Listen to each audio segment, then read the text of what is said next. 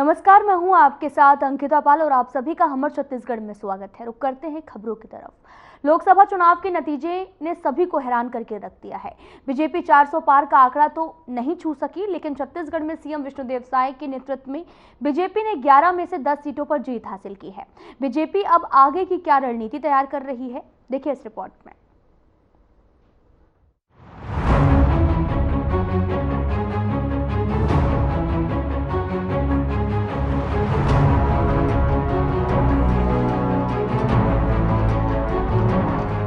लोकसभा चुनाव के नतीजों के बाद राजनीतिक दल समीक्षा और अन्य गतिविधियों में जुट गए हैं। छत्तीसगढ़ की 11 लोकसभा सीटों में से 10 सीटों पर बीजेपी ने जीत दर्ज की है, तो वहीं एक सीट कांग्रेस के खाते में गई है। सभी नवनिर्वाचित सांसदों को बहुत बहुत बधाई देता हूँ, शुभकामनाएं देता हूँ।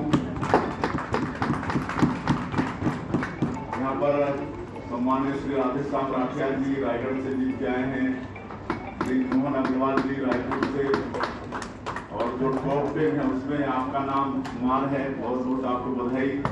सीतामढ़ी महाराज जी सरगुजा से जीत के आए हैं, श्रीमती कमलेश जांगड़े जी जांगीर से जीत के आई हैं, रूप कुमारी चौधरी महासमुंद से जीत के आई हैं, मुद्राज नाग जी कांकेर से जीत के आए हैं, महेश कश्यप जी बस्तर से जीत के आए हैं, संतोष पांडे जी राजनांदगांव से जीत के आए हैं, तोखन साहू जी बिलासपुर से जीत के आए हैं, विजय बघेल जी दुर्ग से जीत के आए हैं। और जैसे मैंने कहा कि जगमोहन भाई साहब रोकते हुए शुमार होकर छत्तीसगढ़ का नाम बढ़ाए हैं। जांजगीर में विधानसभा में हम लोग की एक भी सीट नहीं थी, फिर भी वहां से श्रीमती कमलेश जांगड़े जीत के आई हैं, उनको भी बधाई है। बोधराज नाग जी भी बड़ा उनके यहाँ आने का टक्कर था, फिर भी उसको भी जीते हैं। और हमारे संतोष पांडे जी हमारे प्रदेश के पूर्व मुख्यमंत्री भूपेश बघेल को पटकनी देकर भारी मतों से जीत आए हैं। ऐसे सब हमारे सांसद एक से मतलब करिश्मा का काम किए हैं, बहुत बहुत बधाई है, शुभकामनाएं हैं। और इस ऐतिहासिक सफलता के लिए छत्तीसगढ़ प्रदेश के सभी देवतुल्य मतदाता भाई बहनों का भी हम आभार व्यक्त करना चाहेंगे, जिनका आशीर्वाद भारतीय जनता पार्टी को मिला।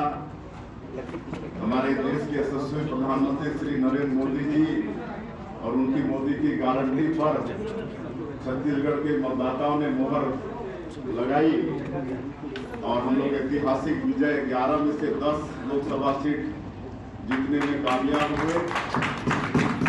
और इस अवसर में हमारे राष्ट्रीय नेतृत्व का भी इस बड़ी जीत के बाद गुरुवार को बीजेपी चुनाव प्रबंधन समिति की बैठक बुलाई गई। ये बैठक दोपहर 12 बजे भाजपा प्रदेश कार्यालय कुशाभाऊ ठाकरे परिसर में की गई थी। और वहीं बैठक में प्रदेश में 10 सीटें जीतने पर कार्यकर्ताओं को सम्मानित किया गया। बैठक में सीएम विष्णुदेव साय भी शामिल हुए। सीएम विष्णुदेव साय आज दिल्ली दौरे पर जाएंगे। सीएम रात 9:20 पर रायपुर एयरपोर्ट से दिल्ली के लिए रवाना होंगे। दिल्ली में पार्टी मुख्यालय में होने वाली बैठक में शामिल होंगे। तो वहीं लोकसभा चुनाव के बाद से पहली बार मुख्यमंत्री साय दिल्ली जाएंगे। बैठक थी जिसमें मुख्यमंत्री विष्णुदेव साय जी भी पहुंचे थे। यहाँ पे मुख्यमंत्री अरुण साह जी पहुंचे थे, सभी अध्यक्ष यहाँ पे पहुंचे हुए थे। किरण बेदी जी उनके साथ हम लोग महसूस से अगर हम बात करते हैं जो बस्तर के सांसद बन चुके हैं, उनसे बात करने की कोशिश करते हैं कि किस प्रकार से निकल के डायरेक्ट सांसद बने हैं। हम उनसे बात करने की कोशिश करेंगे हमारे साथ। और यहाँ देखा जाए तो इस प्रकार से आप संवाद करने की कोशिश करेंगे। किस टाइप का ये जो मीटिंग है यहाँ से कब दिल्ली जाने की? उनको तो अभी तो आज उनको हॉस्पिटल जाना पड़ा है, अब उनको राजनीतिक संन्यास लेना चाहिए और बस्तर के लिए जो एक प्रकार से यहाँ पे 11 सीट आने की जो बात के कारण नुकसान हुआ है वो कम से कम उससे छुटकारा मिले। कमी रही होगी कई बार नहीं है, हम लोग मांग करते हैं बैठक निकल। हाँ सब लोग ये हैं, उनसे भी बात करने की कोशिश करेंगे। किस प्रकार आप दोनों बहुमत से, हम सबसे पहले आपको चैनल की तरफ से बधाई देते हैं। किस तरीके से ये जो मुकाम आपने हासिल किया है, बस्तर के सभी जागरूक मतदाताओं का आशीर्वाद हमको मिला है, मोदी जी के गारंटी के ऊपर मोहर लगाया है और हमारे भारतीय जनता पार्टी के देवतुल्य कार्यकर्ता का संघर्ष का परिणाम है कि हमने वहां से चुनाव जीता। आज यहाँ पे बैठक हुई है जिसमें सारे सांसद यहाँ मौजूद रहे हैं। क्या फैसला लिया होगा कि यहाँ से आप दिल्ली जाने के बाद क्या आप चाहते हैं कि मंत्री पद का इस्तेमाल? देखिए, छत्तीसगढ़ में हमारा जो 11 सीट में 10 सांसद हम चुने गए हैं, इसलिए आपस में एक बार मिलना और पार्टी का रणनीति के अनुसार एक बैठ के आगामी जो हमारे दिल्ली के लिए जाना है, तो इसलिए एक औपचारिक बैठक यहाँ संपन्न हुआ है। जी, एक और बात तुम्हारी बताइए कि ये जो 11 के 11 सीट आने की जो दावे किए थे उसमें से एक सीट नहीं आया, क्या लगता है कहाँ कमी रह गई थी? होगा ये? हाँ, कई क्षेत्र में अलग अलग परिस्थिति है।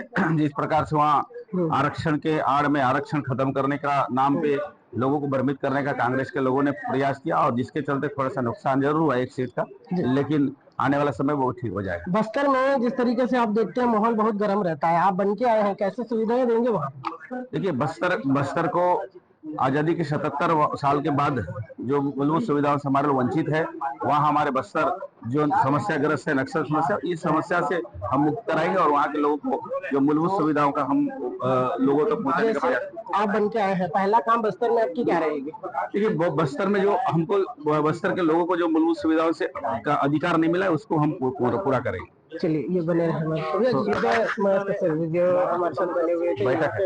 बैठक में लगातार हो ही रहे हैं, लेकिन संसद एक बस्तर से बन के आना मतलब इससे पहले बस्तर के हमारे जागरूक मतदाताओं को मैं आभार व्यक्त करता हूँ, धन्यवाद, उन्होंने मुझे आशीर्वाद दिया और हमारे उसमें से एक सीट नहीं आई, क्या कमी रह गई थी? देखो, चिंतन का विषय है और पूर्वा वाले बता सकते हैं क्या हुआ है। मुख्यमंत्री को आपने जीत दिया है उनको हरा कर, कि आपके ऊपर जनता ने इतना ज्यादा भरोसा जताया, कैसे देखेंगे? मैं जनता जनार्दन का तहे दिल से शुक्रिया अदा करता हूँ, धन्यवाद देता हूँ कि उन्होंने जो प्रेम स्नेह मेरे ऊपर बरसाया और भारतीय जनता पार्टी को एक बार फिर से प्रचंड बहुमत से जीता, उसके लिए बहुत बहुत धन्यवाद। बहुत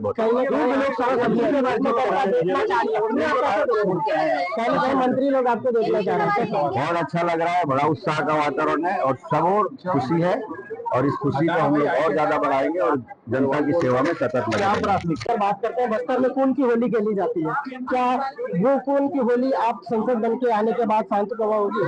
छत्तीसगढ़ में हमारी सरकार जब से बनी है तब से बस्तर में शांति और वहाँ पे विकास की योजना को पहुंचाने का काम कर रही है।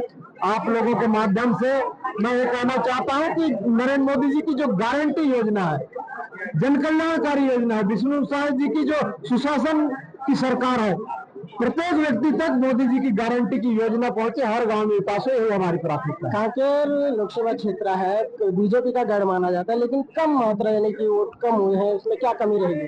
कोई कमी नहीं है, हमारा जो क्षेत्र है वो कठिन क्षेत्र है और हमारे कार्यकर्ता जान को हथेली में लेकर के काम कर रहे हैं वहां पे, और निश्चित रूप से वहां की जो जीत है, हमारे कार्यकर्ताओं ने जो मेहनत किया, वहां की जनता जनार्दन ने जो आशीर्वाद दिया, इसी में तो ज्यादा आनंद है। किन मुद्दों को लेकर आप दिल्ली में लेकर जाएंगे जो वहाँ के आदिवासी काफी परेशान रहते हैं क्योंकि विकास की धारा वहां तक नहीं पहुंची है? हर गांव तक सरकार की योजना का लाभ मिले, हर गांव में विकास हो, हर व्यक्ति को सरकार की योजना का लाभ मिले, इन्हीं बात को लेकर के हम अपने क्षेत्र में जाएंगे और अभी दिल्ली भी वहीं जा रहे हैं। तो एक सामान्य प्रक्रिया है कि बीजेपी के 11 में से 10 सांसद जीते हैं, तो 10 सांसदों को एक साथ बैठकर बातचीत करने के लिए आज यहाँ पर बुलाया गया। तो आज दिल्ली रवाना हो जाएंगे? आज दिल्ली जाएंगे। केंद्रीय मंत्री ने मिलने की बात, अब वो आप मोदी जी से, अमित शाह से और नड्डा जी से पूछिए। उसमें आप कैसे देखते हैं कि जो रायपुर में बीते जनता ने आपके ऊपर भरोसा जताया, किस जनता के भरोसे पर खरा उतरने की कोशिश करेंगे। जिस प्रकार से कांग्रेस ने दावे ठोकरे थे कि हम लोग 12 के 11 सीट लेंगे, लेकिन उसमें एक ही सीट उन्हें मिला, कैसे? अब तो रिजल्ट आ गया है जी, जनता ने कांग्रेस को सबक सिखा दिया है। लोकसभा चुनाव का रिजल्ट आ चुका है क्योंकि छत्तीसगढ़ में 11 के जगह 10 सीट बीजेपी के हाथ गया है, एक सीट कांग्रेस के सत्य चढ़ा है। देखा जाए तो यहाँ पे आज बैठक हुई है, सारे सांसद यहाँ मौजूद मौजूद थे, जिसमें सीएम साहब इनकी बैठक ली है, जिसमें किरण देव अध्यक्ष भी यहाँ पे भाजपा के मौजूद रहे हैं। उसमें चर्चाएं बहुत सी हुई है और काम के सिलसिले में हमने सभी से लगातार बात किया है कि किस प्रकार अपने अपने क्षेत्र में जाकर क्या क्या काम करेंगे। सभी ने कहा है कि बारी बारी से कि हमने विकास के कार्यों पे खास ध्यान देंगे, क्योंकि बीजेपी की डबल इंजन की जैसी सरकार बनी है वैसे ही हम काम करेंगे। उसी के तहत हम और सीएम साहब भी यहाँ पे मौजूद रहे हैं, क्योंकि आज शाम को उनका दौरा है। सारे संसद यहाँ से दिल्ली जाएंगे, दिल्ली में बैठक होगी जहाँ पे प्रधानमंत्री को चुना जाएगा, प्रधानमंत्री बनेंगे। वहाँ पे मोदी जी की सरकार फिर से वापस आएगी, डबल इंजन की सरकार, ये उम्मीद जा रहे हैं। लेकिन कहीं ना कहीं हम देखते हैं कि बस्तर की जैसे क्षेत्र हो या यहाँ का छत्तीसगढ़ की अगर हम बात करते हैं तो कहा जा रहा है कि जल्द से जल्द यहाँ पे शांति और विकास की बातों पर ध्यान देगा। ये वो जगह है जहाँ से 12 बजे से लेकर लगातार यहाँ पे मीटिंग्स हो रहे हैं, सभी देख रहे हैं कितनी भीड़ यहाँ पे लगी हुई है। छत्तीसगढ़ में देखना होगा कि आने वाले दिनों में किस प्रकार से विकास कार्य होंगे। ऐसे ही खबरें देखने के लिए बने रहिएगा हर खबर के साथ। कैमरामैन राघव के साथ मैं सलमान चंद्रगिरी। छत्तीसगढ़ लोकसभा चुनाव में कांग्रेस को बड़ी हार मिली है। 2019 लोकसभा चुनाव में कांग्रेस को 2 सीटें मिली थी, लेकिन 2024 लोकसभा चुनाव में केवल एक ही सीट कोरबा लोकसभा उनके खाते में आई है, जिसके बाद से अब कांग्रेस को मंथन करने की जरूरत है।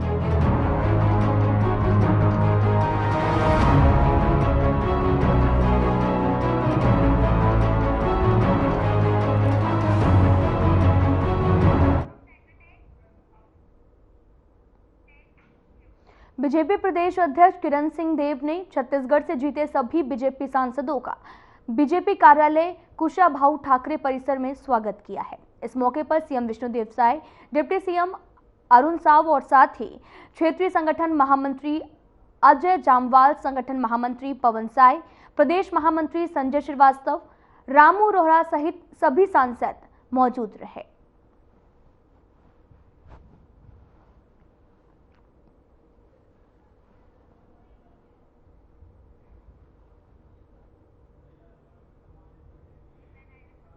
आपको बताते चलें कि बीजेपी प्रदेश अध्यक्ष किरण सिंह देव ने सभी का आभार व्यक्त किया है। सीएम विष्णुदेव साय भी मौके पर मौजूद रहे हैं।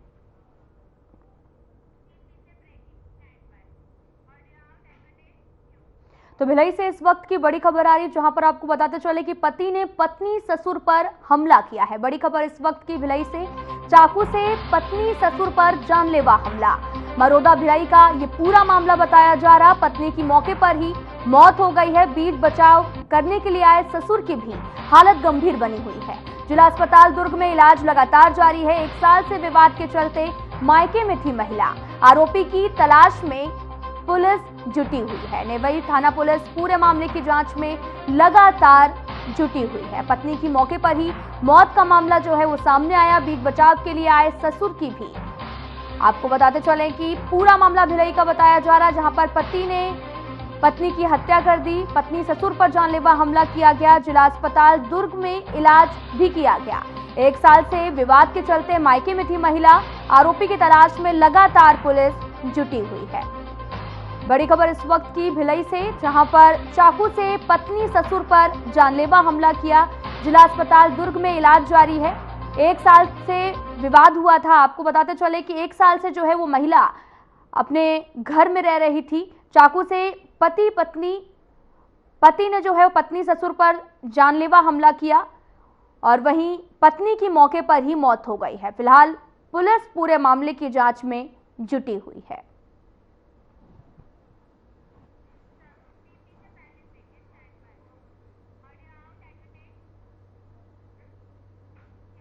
चुनावी नतीजों की सभी को हिलाकर रख दिया है। बीजेपी की बात की जाए तो उनके साथ वो हुआ जो उन्होंने सोचा नहीं था। वहीं कांग्रेस की मेहनत रंग लाई है। आपको बताते चले कि कोरबा से कांग्रेस की जीत के बाद में कांग्रेस कार्यकर्ताओं में खुशी का माहौल देखने को मिल रहा है।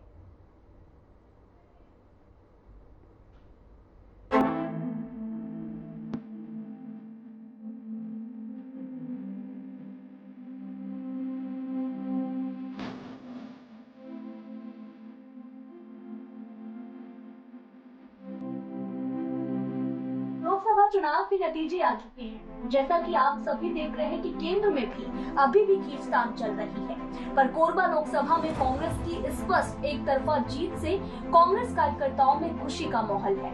कोरबा लोकसभा में 8 विधानसभा सीटें हैं।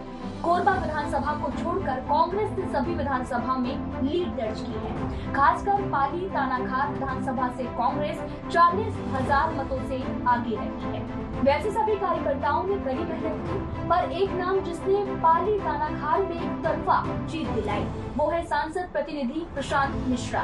लोगों के बीच में इन दिनों इस खास नाम की बहुत ज्यादा चर्चा हो रही है, जिन्होंने अपनी लगन और मेहनत से पाली तानाखार विधानसभा में कांग्रेस को जीत दिलाने में अहम भूमिका निभाई।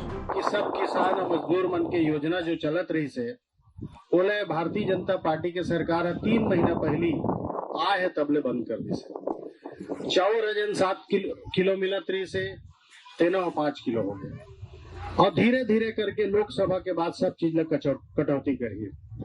गोबर खरीदी बंद हो गए, वर्मी कंपोस्ट बंद हो गए, राजीव मितान क्लब हमर लड़का मन ला सबला पैसा मिलत रही से 1 लाख रुपया 1 साल के तेन बंद हो गए।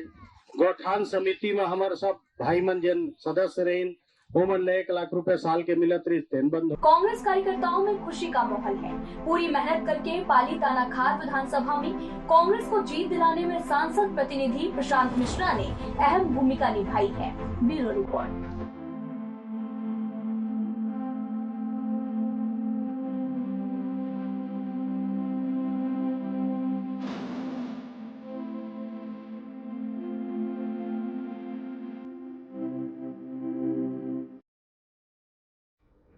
जेठ कृष्ण पक्ष अमावस्या यानी कि वट सावित्री का व्रत आज सुहागिन महिलाओं ने अपने अखंड सुहाग के लिए रखा है।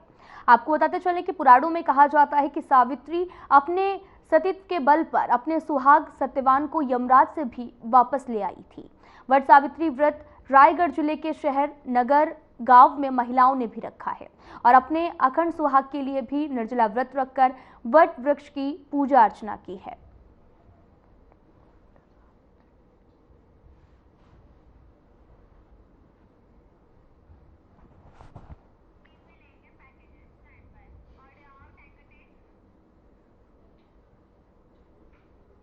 विश्व पर्यावरण दिवस को लेकर पूरे प्रदेश में कार्यक्रमों का आयोजन किया गया। इसी कड़ी में दुर्ग जिला प्रेस क्लब ने विश्व पर्यावरण दिवस मौके पर पर्यावरण को बढ़ावा देने के उद्देश्य से हमर हरियर दुर्ग अभियान की शुरुआत भी की है।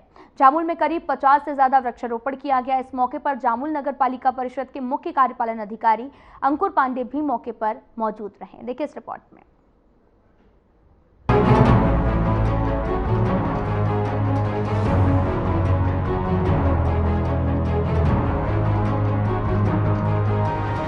वन संपदा को लगातार हो रहे नुकसान और मनुष्य की जरूरतों के चलते कट रहे पेड़ों के कारण पर्यावरण में आ रहे परिवर्तनों और ग्लोबल वार्मिंग से परेशानियों के बीच विश्व पर्यावरण दिवस के खास मौके पर दुर्ग जिला प्रेस क्लब ने हमर हरियर दुर्ग अभियान की शुरुआत के साथ ही वृक्षारोपण किया, जिसमें क्लब की तरफ से 50 से ज्यादा पेड़ों को लगाया गया।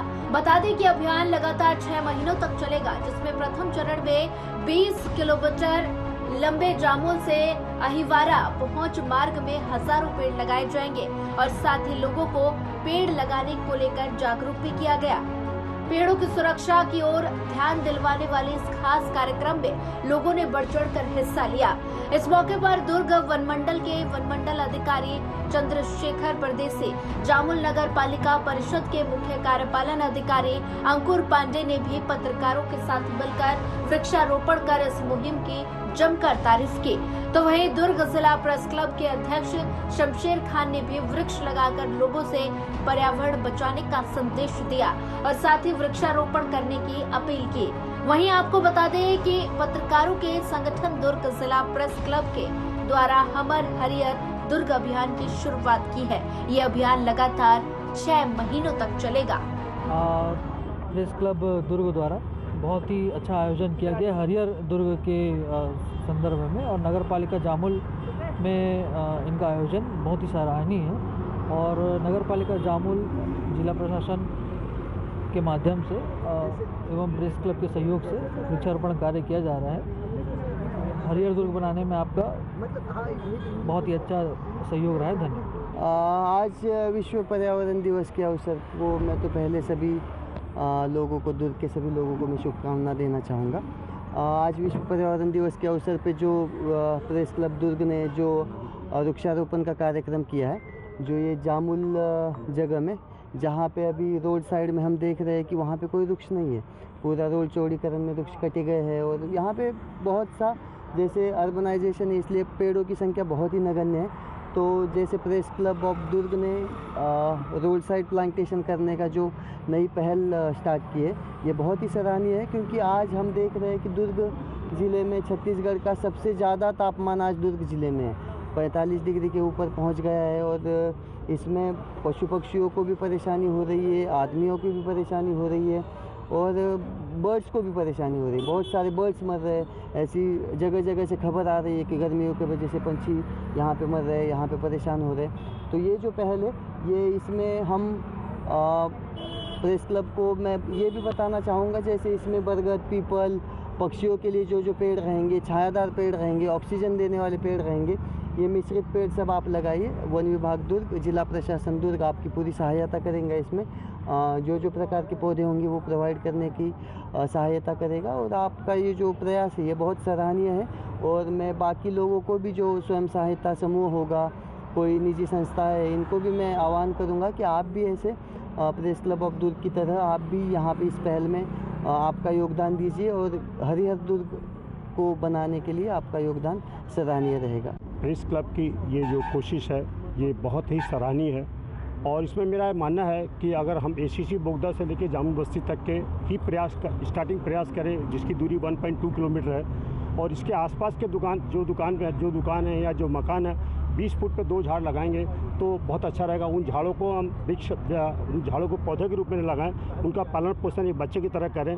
उन बड़े झाड़ जब तक बड़े हो जाए न हो जाएं, तब तक उसकी जिम्मेदारी लेंगे। तो निश्चित अगर 1000 झाड़ लगेंगे तो 800 झाड़ बड़े होकर वृक्ष का रूप ले लेंगे। उतनी जिम्मेदारी हमारी भी होनी चाहिए। हर काम हम शासन के भरोसे पे न छोड़ें कि उसका उद्देश्य हमारा भी होना चाहिए। और जब बड़े होंगे तब छाया भी देंगे, पर्यावरण में सहयोग भी करेंगे, फल भी देंगे और अच्छी हवा भी देंगे। ये नैतिक जिम्मेदारी हमारी भी खुद की बनती है, और इसके लिए प्रयास किया जाए तो ज़्यादा अच्छा रहेगा। मेरा नाम राम भगत अग्रवाल है। मैं बंसल टूल्स मेरा पंप है सामने में, और मैंने भी कोशिश की कम से कम 50 झाड़ लगाना। 50 झाड़ लग चुके, और 50 झाड़ मैं अभी अतिरिक्त 10 दिन के अंदर और लगाऊंगा। लगातार बढ़ रही गर्मी को देखते हुए हम लोगों ने ये एक अभियान चलाया है, हरिहर दुर्ग। इसके तहत हम लोग 6 महीने का प्रोजेक्ट लेकर चल रहे हैं। जितनी भी अभी दुर्ग ज़िले में नई सड़कों के निर्माण हुआ है, जिसका अब चौड़ीकरण नहीं होना है लगभग, उन रोडों के किनारे हम लोग वृक्षारोपण कर रहे हैं, जो रोड के दोनों साइड को लेकर चलेंगे। क्योंकि इन सड़क निर्माणों को लेकर बड़े रूप में वृक्षों की कटाई हुई है। हालांकि बोला जाता है कि एक वृक्ष के पीछे 10 पेड़ लगाना होता है। जब एक कटना होता है किसी निर्माण को लेकर तो 10 पेड़ लगाया जाना है, लेकिन वो दिखाई नहीं देता। तो अब अपनी भी जिम्मेदारी बनती है, एक आम नागरिक होने के नाते तो बनती ही है। और हमारा एक प्रेस क्लब का संगठन है, दुर्ग जिला प्रेस क्लब। हम लोगों ने ये बीड़ा उठाया है कि आने वाले समय में हमको ठंडा करना है दुर्ग ज़िले को, ताकि गर्मी में इस तरह की स्थिति न बने। मैंने ये अभियान चलाया है, और ये पहला चरण है जिसमें हम जामुल से शुरू कर अहिवारा तक जाएंगे। रोड के दोनों तरफ वृक्ष लगेंगे। आज लगभग 50 से 100 के लगभग आज उद्घाटन का दिन था, आज पहला दिन था, और लगभग 50 से 100 पेड़ लगाए गए हैं, और बाकायदा सुरक्षित करते हुए लगाए गए हैं। और आने वाले समय में अपन ज़्यादा से ज़्यादा पेड़ लगाएंगे, और ये अभियान 6 महीने तक चलाएगा। पर्यावरण में आ रहे परिवर्तनों और इस तरह के मानवीय प्रयासों के निश्चित रूप से तारीफ होनी चाहिए, क्योंकि ये हम सबकी धरती है। इसको बचाने का जिम्मा हम सबका है। पर्यावरण की रक्षा में हर किसी को योगदान देना चाहिए। उनके लिए जरूरी नहीं कि हम किसी खास दिन का इंतजार करें। Bureau report.